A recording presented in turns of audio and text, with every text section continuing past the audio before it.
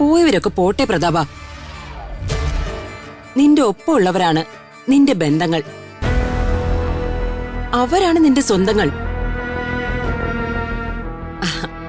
ഇന്നേ ഋതുമോളുടെ പിറന്നാള് മാത്രമല്ല, ഇന്ന് അവളുടെ വിവാഹ നിശ്ചയം കൂടിയാണ്. പരമേശ്വരനും ശ്രീകലയ്ക്കും നീ വാക്ക് കൊടുത്തതാ. ആ വാക്ക് പാലിക്കേണ്ടത് ഒരു പെൺകുട്ടിയുടെ അച്ഛനായ നിന്റെ കടമയാ.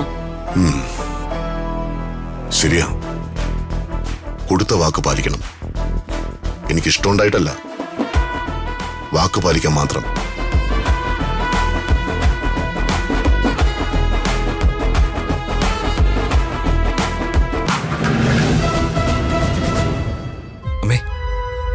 അമ്മ ഒരു കാര്യം ചെയ്, എനിക്കും കൂടി എന്തെങ്കിലും പണി പറഞ്ഞാ ഞാനും ചെയ്യാം. വരുന്ന ഗസ്റ്റുകൾക്ക് കസേരയിട്ട് കൊടുക്കണോ, അതോ ഗസ്റ്റുകളെ പനിനീര് തെളിച്ച് ആനയിക്കണോ? ഇനി അതും അല്ലെങ്കിൽ കൂൾ ഡ്രിങ്ക്സ് സപ്ലൈ ചെയ്യാം.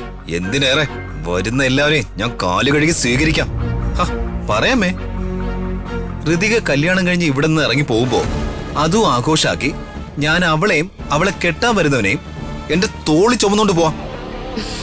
മതി, നിർത്ത. നിന്റെ മനസ്സിലെ വിഷമം ഈ അമ്മയ്ക്ക് മനസ്സിലാവൂ. അതിന്റെ 100 ഇരട്ടി വിഷമവും ദേഷ്യവും എനിക്കുണ്ട് ദീപകേ. എന്തിനാണ് ഞാൻ ഈ മൗനം പാലിച്ച് അകത്തെ എരിച്ചിൽ പുറത്ത് കാണിക്കാതെ നിൽക്കുന്നതെന്ന് അറിയാമോ? എല്ലാം എന്റെ വരുതിക്ക് വരുത്താൻ. അതൊക്കെ ഇനി എന്ന് നടക്കാനാണമ്മേ? ഋതികയുടെ നിശ്ചയാണ് ഇന്നിവിടെ നടക്കാൻ പോകുന്നത്. നീ വെറുതെ തുള്ളാതെ ചെറുക്കാം. ഈ അംബിക മനസ്സിൽ ആഗ്രഹിക്കുന്നത് ഇവിടെ നടക്കൂ. നീ കണ്ടോ കാണാൻ പോകുന്ന പൂരം? എന്ത് പൂരം? എല്ലാവരും ആഗ്രഹിക്കുന്ന ഈ പിറന്നാൾ ആഘോഷം അത് നടക്കാൻ പോകുന്നില്ല.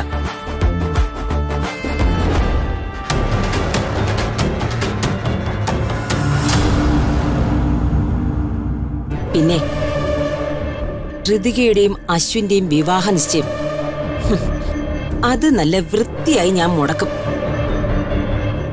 ഋതിക ഒരാളുടെ മുന്നിൽ താലി ചാർത്താനായി തല കുനിക്കുമെങ്കിലേ അതെന്റെ മകൻ ദീപകിന്റെ മുന്നിൽ മാത്രമായിരിക്കും.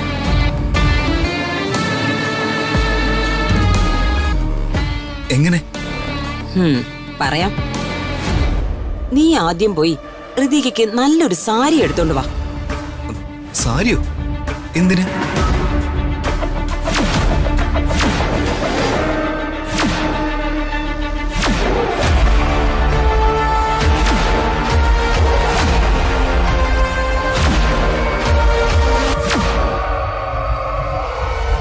അവൾക്ക് ഞാനൊരു 1ാം തരം സാരി തന്നെ കൊടുക്കുന്നുണ്ട്. ഈയിടെയായി ഞാൻ അനുഭവിച്ചതിനൊക്കെ തിരിച്ചടി കൊടുത്തിരിക്കും.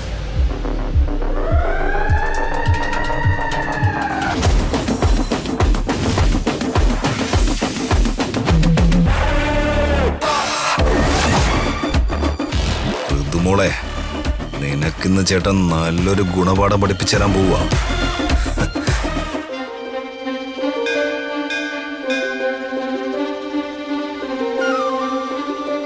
എന്നാലും അതാരായിരിക്കും എല്ലാ പിറന്നാളിനും എനിക്ക് ഗ്രീറ്റിംഗ്സ് അയക്കുന്ന ആ സ്ട്രേഞ്ചർ? എനിക്കുള്ള ഈ വർഷത്തെ ഗ്രീറ്റിംഗ്സും അവർ വീട്ടിലെത്തിച്ച് കാണുമോ?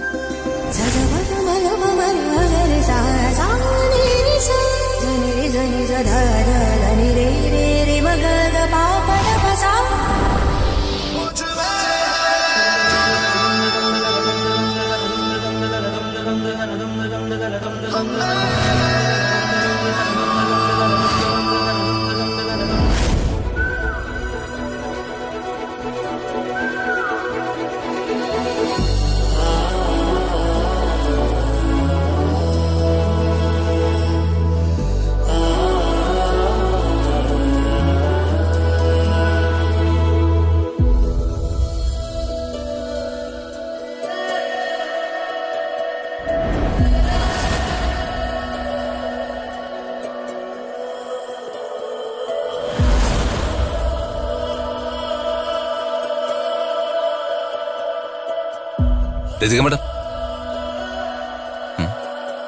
ഹലോ മാഡം, ഉം, എന്താ രാജു? ഇത് എന്തൊരു ഇരിപ്പാ? ആരെങ്കിലും എടുത്തോണ്ട് പോയപ്പോൾ അറിയില്ലല്ലോ. അതെ, ഞാനൊരു കാര്യത്തെക്കുറിച്ച് ആലോചിക്കായിരുന്നു. ആ, ആ, എന്താ കയ്യില്? ഇത് ഈ ക്ഷേത്രത്തിലെ പ്രസാദ.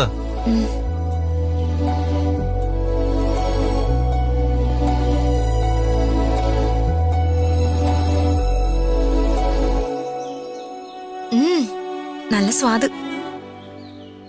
രാജു ഇവിടെ ഇരുന്നേ. എനിക്കൊരു പ്രധാനപ്പെട്ട കാര്യം രാജുവിനോട് പറയാനുണ്ട്. എന്റെ പൊന്നോ, ഞാനില്ലേ? മാഡോല്ലേ എന്നോട് പറഞ്ഞത് ഡിസ്റ്റൻസ് മെയിൻറ്റെയിൻ ചെയ്യണമെന്ന്. അത് ഞാൻ അപ്പോഴത്തെ ടെൻഷനിൽ പറഞ്ഞതല്ലേ. രാജു ഇരിക്കെ. മര്യാദയ്ക്ക് ഇരിക്കുന്നുണ്ടോ? ശരി.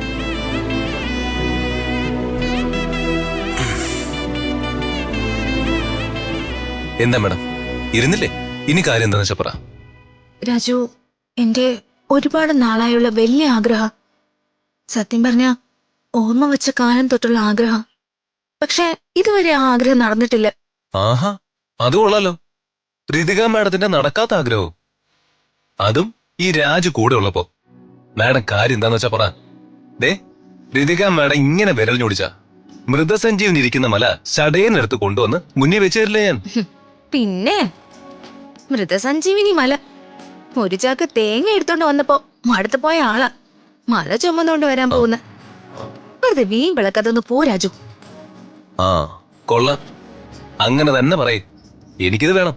ഋതിക മാഡം, ഏത് കാര്യമായാലും മാഡത്തിന് ഏറ്റവും കൂടുതൽ സപ്പോർട്ട് ചെയ്യുന്നത് ആരാ? എന്നിട്ടും മാഡം എന്നെ അവസരം കിട്ടുമ്പോഴൊക്കെ ഇങ്ങനെ പരിഹസിക്കുന്നതേ എനിക്ക് നല്ല വിഷമമുള്ള കാര്യം കേട്ടോ. എങ്കിലൊരു കാര്യം ചെയ്. രാജു എനിക്ക് പ്രോമിസ് ചെയ്തതാ. ഞാൻ പറയുന്ന ആഗ്രഹം അതെന്തായാലും സാധിച്ചു തരുമെന്ന് പ്രോമിസ് ചെയ്തതാ. ഓക്കെ, രാജു ഇതാ ഋതിക മാഡത്തിന് വാക്ക് തരുന്നു. പിറന്നാൾ ദിവസമായ ഇന്ന് ഋതിക മാഡത്തിന്റെ വർഷങ്ങളായിട്ട് നടക്കാത്ത ആഗ്രഹം അത് എന്ത് തന്നെ ആയാലും ഈ രാജു നടത്തി തരും. ആ, അങ്ങനെ വെറുതെ വാക്ക് പറഞ്ഞ പോരാ. പിന്നെ എന്റെ തലയിൽ തൊട്ട് സത്യം ചെയ്യണം. എന്നാലേ രാജുവിന്റെ വാക്ക് ഞാൻ വിശ്വസിക്കൂ. ശ്ശോ, ഈ ഋതിക മാഡത്തിന്റെ ഒരു കാര്യം.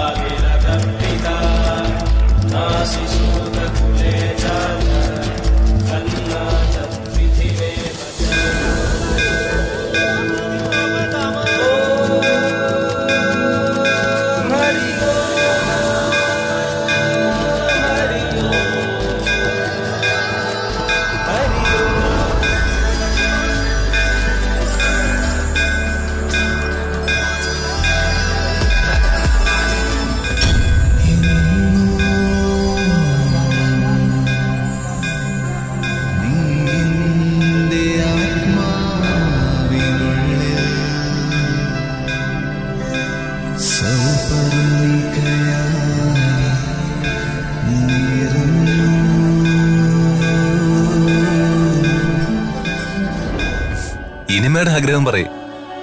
മാഡത്തിന്റെ ആഗ്രഹം ഈ രാജു സാധിച്ചു തരും. രാജു, എല്ലാ പിറന്നാൾ ദിവസവും ഞാൻ ആഗ്രഹിക്കാറുള്ളതാ അച്ഛന്റെ കയ്യിൽ നിന്നും അനുഗ്രഹം വാങ്ങണമെന്ന്. ഈ പിറന്നാളിന് അച്ഛന്റെ അനുഗ്രഹം അതെങ്ങനെയെങ്കിലും രാജു എനിക്ക് വാങ്ങിത്തരണം. ഋതിക മാഡം, എന്ത് പണിയായി കാണിച്ചത്? ഞാൻ എങ്ങനെയാ വർമ്മ സാറിനെ കൊണ്ട്? ഇത് ചതിയാണ് മാഡം. ഒരിക്കലും നടക്കാൻ സാധ്യതയില്ലാത്തതാണ് മാഡത്തിന്റെ ആഗ്രഹം എന്ന് നന്നായിട്ട് മാഡത്തിന് അറിയാം. എന്നിട്ടും മാഡം എന്നെ കൊണ്ട് അതും മാഡത്തിന്റെ തലയിൽ തന്നെ സത്യടിയിച്ചു. രാജു അല്ലേ പറഞ്ഞത് വേണമെങ്കിൽ സഞ്ജീവനി മല വേണമെങ്കിലും കൊണ്ടു തരാന്ന്? എനിക്ക് പ്രോമിസ് ചെയ്തു തന്നിട്ട് ഇപ്പൊ ഉരുണ്ട് കളിക്കുന്നോ? സഞ്ജീവനി മലയല്ല, എവറസ്റ്റ് വേണമെങ്കിലും ഞാൻ ചുമന്നുകൊണ്ട് വന്നേനെ. പക്ഷെ ഇത് നടക്കില്ല മാഡം. ഞാൻ തന്ന വാക്കേ ഞാൻ തിരിച്ചെടുത്തു. അല്ലെങ്കിലേ എന്റെ ജോലി പോവും. അതൊന്നും പറഞ്ഞിട്ട് ഇനി യാതൊരു പ്രയോജനവും ഇല്ല. ഒരു തവണ വാക്ക് തന്ന തലയിൽ തൊട്ട് സത്യം ചെയ്ത പിന്നെ വാക്ക് മാറ്റാനും പറ്റില്ല, ഇട്ട സത്യം തിരിച്ചെടുക്കാനും പറ്റില്ല. എന്റെ തലയിൽ തൊട്ട സത്യം ഇട്ടത്. എനിക്കെന്തെങ്കിലും സംഭവിച്ചാലേ രാജു ആയിരിക്കും അതിന് ഉത്തരവാദി. ഞാൻ പോണു. വരുന്നെങ്കി വാ. അല്ല മാഡം മാഡം മാഡം, ശ്ശോ, ദൈവമേ, പണി പാളിയല്ലോ.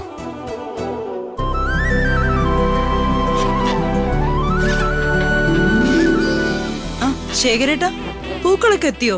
അതൊക്കെ എപ്പോഴും റെഡിയാ. ആ, പിന്നെ ഫുഡിന്റെ കാര്യങ്ങളൊക്കെ ഓക്കെ അല്ലേ? കാറ്ററിംഗ് പറഞ്ഞതൊക്കെ വന്നു. ആ. പിന്നെ കിച്ചണില് വിഭവങ്ങൾ റെഡിയാവുന്നുണ്ട്. ശരി.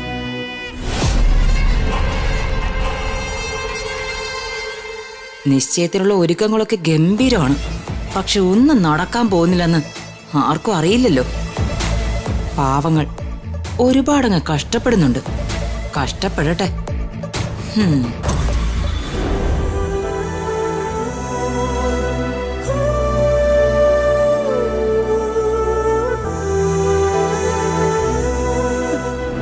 ദേ, അത് ശ്രദ്ധിക്ക്. ആ, അവിടെ നോക്കി. രാജു, ചെറിയമേ, ബർത്ത്ഡേ ആഘോഷത്തിന് ഇത്രയൊക്കെ ഡെക്കറേഷന്റെ ആവശ്യമുണ്ടോ? അച്ഛനിതൊക്കെ ഇഷ്ടാവോ? അച്ഛൻ ഇതൊക്കെ കണ്ടിരുന്നു മോളെ.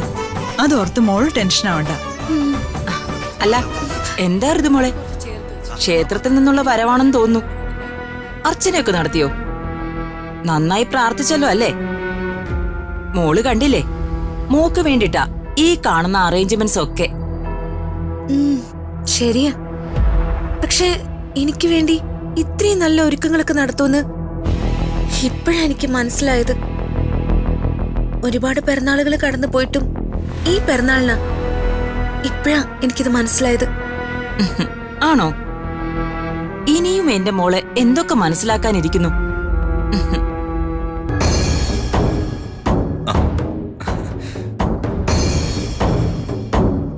അമ്മേ, അമ്മ പറഞ്ഞതുപോലെ 30 സാരി വാങ്ങിച്ചിട്ടുണ്ട്. ഹോ, എന്തൊരു ഭാരം. എടാ, നിന്റെ മുറപ്പെണ്ണല്ലടാ ഋതുമോള്. അപ്പോ അവക്ക് വേണ്ടി നീ ഇനി എന്തൊക്കെ ചെയ്യാൻ കിടക്കുന്നു? അതെ, ഇതൊക്കെ കൊണ്ടുവച്ചിട്ട് നീ പോയി ജോലിക്കാരെ ഒന്ന് ശ്രദ്ധിക്ക. ശരി അമ്മ. ചെല്ലേ. എന്താ ഋതുമോളെ, സാരികളൊക്കെ എന്തിനാണെന്നാണോ ആലോചിക്കുന്നേ? ഋതുമോളുടെ കൈകൊണ്ട് തന്നെ നമ്മുടെ സ്റ്റാഫുകൾക്കും പരിസരവാസികൾക്കും ഒക്കെ ഗിഫ്റ്റായി കൊടുക്കാനാ ആ സാരികള്. വർമ്മ സാർ ഇവിടെ ശേഖരൻ സാറേ? ചേട്ടൻ മുറിയിലുണ്ട്. ആ, ഋതു, വാ മോളെ, മോൾക്ക് റെഡിയാവണ്ടേ? വാ ഋതിക മോളെ.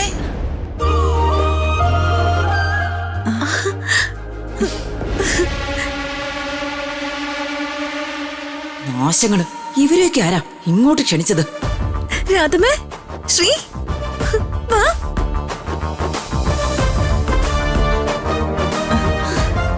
വരൂ. രാധമേ, ശ്രീ. ദാ, രാധമ്മയുടെ വക ചെറിയൊരു പിറന്നാൾ സമ്മാനം. താങ്ക് യു രാധമേ. അല്ല, രാജുവിന്റെ ഫാമിലിക്ക് ഇതൊരു സ്ഥിരം തൊഴിലാണോ ഈ വിളിക്കാത്ത ഫംഗ്ഷനൊക്കെ വലിഞ്ഞു കയറി വരുന്നത്?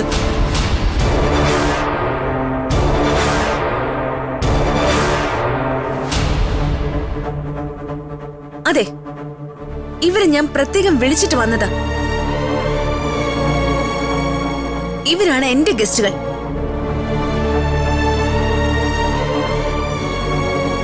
രാധമേ, രാധമ്മ അമ്മായി പറഞ്ഞത് കാര്യമാക്കണ്ട. അമ്മായിക്ക് ആരോട് എങ്ങനെ സംസാരിക്കണമെന്ന് അറിയില്ല.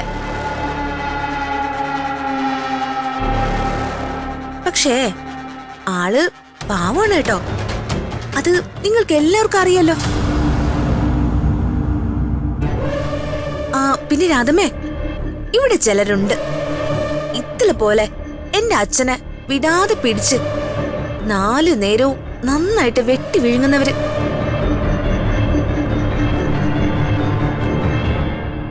അമ്മായി, ഞാൻ നമ്മുടെ ഗസ്റ്റ് ഹൗസിൽ താമസിക്കുന്നവരെ കുറിച്ച് പറയായിരുന്നു. ഞാൻ പറഞ്ഞത് ശരിയല്ലേ?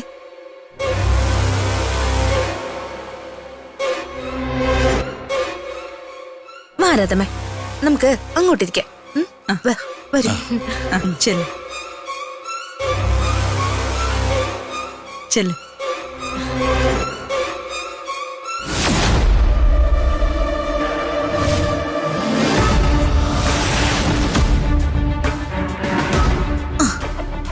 നിങ്ങൾ ഇരിക്കേ.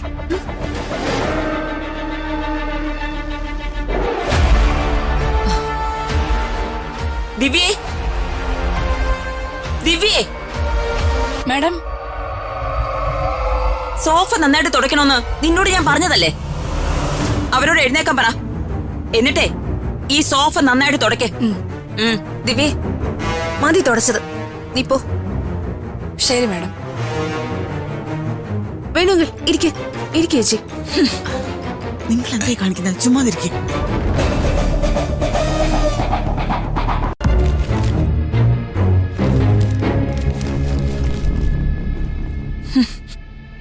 ആ കോളനിയിൽ താമസിക്കുന്ന ദരിദ്രവാസികളെ വിളിച്ചു വരുത്തി അവളവിടെ അവർക്ക് ആതിഥ്യ മര്യാദ ഒരുക്കിക്കൊണ്ടിരിക്കുക.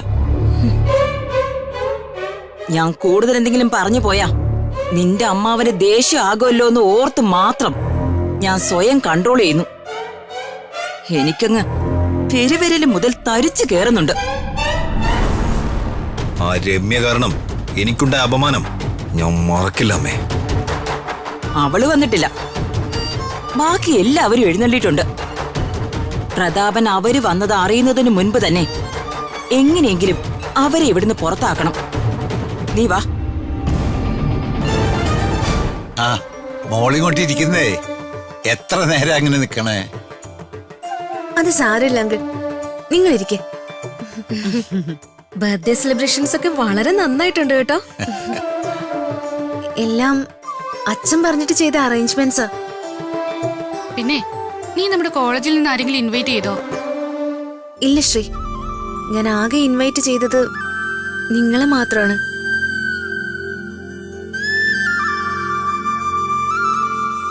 എനിക്ക് ഏറ്റവും ഇഷ്ടമുള്ളതും ഈ ഫംഗ്ഷന് ഞാൻ വരണമെന്ന് ആഗ്രഹിച്ചതും രാജുവിന്റെ ഫാമിലിയാ. കണ്ടോടി, കൃതിക മാഡത്തിന്റെ മനസ്സില് നമുക്ക് അത്രയും വലിയ സ്ഥാനം ഉണ്ടെന്നല്ലേ ആ പറഞ്ഞതിനർത്ഥം. ഇതിനപ്പുറം ഭാഗ്യം നമുക്ക് വേറെ എന്താ വേണ്ടത്?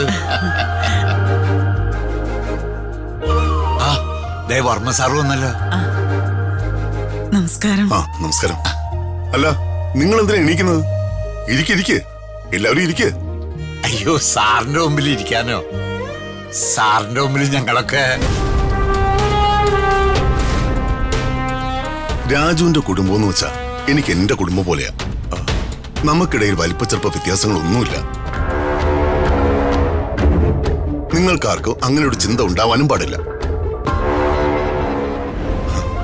എനിക്ക് നിങ്ങളുടെ വലിയ മനസ്സുകൾക്ക് മുമ്പിൽ എങ്ങനെ നന്ദി പറയണമെന്നറിയില്ല.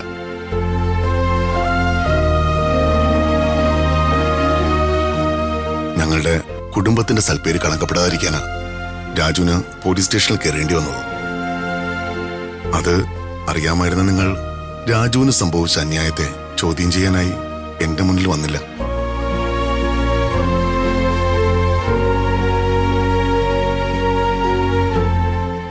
അവൻ ഇത്ര ചെറിയ പ്രായത്തിൽ തന്നെ ഇത്രയും കാര്യഗൗരവവും സ്വഭാവ ഗുണവും ഉണ്ടായത് അത് നിങ്ങളുടെ വളർത്തു ഗുണം കൊണ്ട് തന്നെയാണ്. ജീവിതകാലം മുഴുവൻ നിങ്ങളുടെ കുടുംബത്തോട് എനിക്ക് കടപ്പാടുണ്ടായിരിക്കും. അയ്യോ വർമ്മ സാറേ,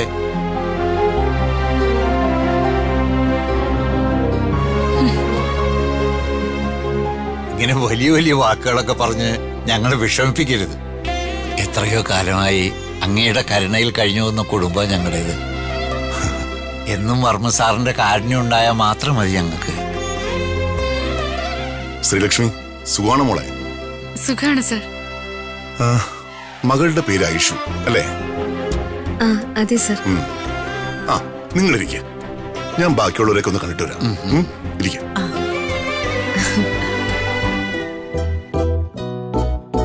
ഇരിക്കും മോളെ.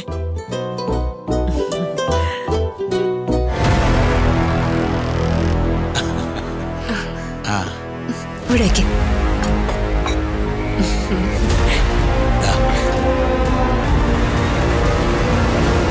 രാധമ്മയുടെ കൈപുണ്യത്തെ കുറിച്ച് ഋതുമോള് പറയാറുണ്ട് കേട്ടോ. അത്രയ്ക്കൊന്നും വരില്ല കേട്ടോ. അയ്യോ, അത് ഈ ഋതുമോള് വെറുതെ പറയണതല്ലേ. മാഡത്തിന്റെ കൈ കൊണ്ടുണ്ടാക്കിയ ഈ ജ്യൂസൊക്കെ കുടിക്കാൻ പറ്റണത് അതൊക്കെ വലിയ ഭാഗ്യവും സന്തോഷമുള്ള കാര്യല്ലേ. രാധമ്മേ, ഈ ജ്യൂസ് മാത്രല്ല, ഈ പലഹാരങ്ങളും കഴിക്കണം. ആഹാ. എടുത്തു കൊടുക്ക്. ചെറിയമ്മ ഉണ്ടാക്കിയതാ. ദാ. ശ്രീക്ക് കണ്ടോ, നിന്റെ അമ്മാവനും അവളും യാമിനിയൊക്കെ അവരെ അങ്ങ് തലയിലെടുത്ത് വെക്കുവാ. ഇപ്പൊ നമ്മൾ എന്തെങ്കിലും ചെയ്താ അത് ബൂമറാങ് പോലെ നമ്മുടെ തലയ്ക്ക് നേരെ തന്നെ തിരിച്ചു വരും. എല്ലാം ഗംഭീരായിട്ടുണ്ട്. എന്നാ നിങ്ങളിവിടെ ഇരിക്കേ. ഋതു വാ, മോള് റെഡിയായില്ലല്ലോ. വാ, സമയം വൈകുന്നു. ഞാനൊന്ന് പോയി റെഡി ആയിട്ട് വരാം. ഓ, ഞാനും വരുന്നു. വാ.